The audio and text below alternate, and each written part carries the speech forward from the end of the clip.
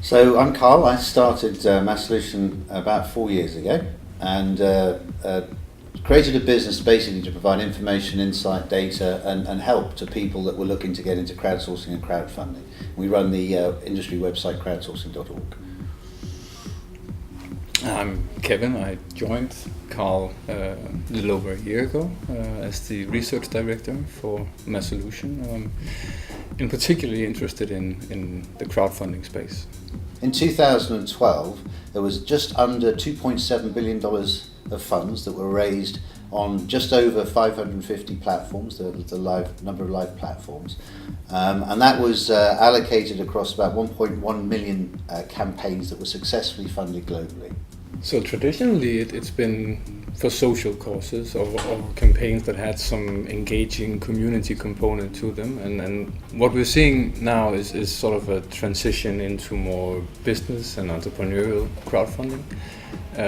Although social causes still has a lot of activity and it gets a lot of traction on campaigns, and any campaign owner who are sort of able to communicate a community engaging factor underlying the campaign will be more likely to be successful. I mean, what we're seeing here is basically technology catching up with the way that we want to behave.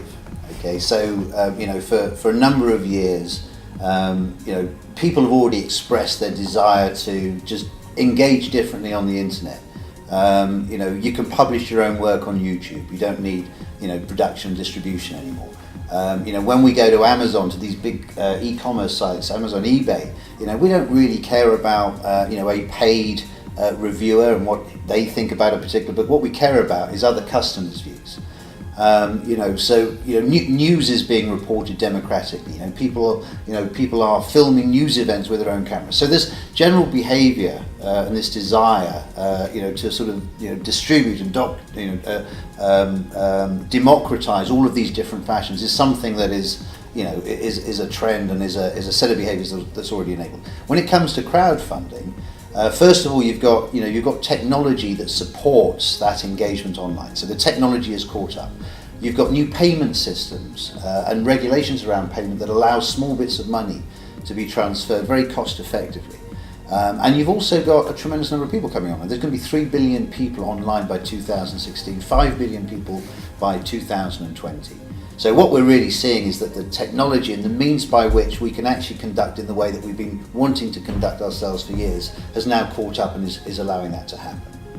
If you take the engagement factor out of the entire equation, then you're left with a product, a consumer or a potential consumer, and patience, right? That's what you're aiming at. And why would people all of a sudden be more patient and wait half a year to get their coffee pot or whatever you just pre-purchased, right? So what's interesting with crowdfunding, and this is closely linked to the social activity on the campaign itself, is that the crowdfunder has this hand on the trigger, right? If we don't reach this funding goal, there's not going to be a product, right? So you're co-deciding with the other crowdfunders which kind of products will be in the market a year from now. And that level of engagement and this opportunity to decide the consumption options for other people has not been there before.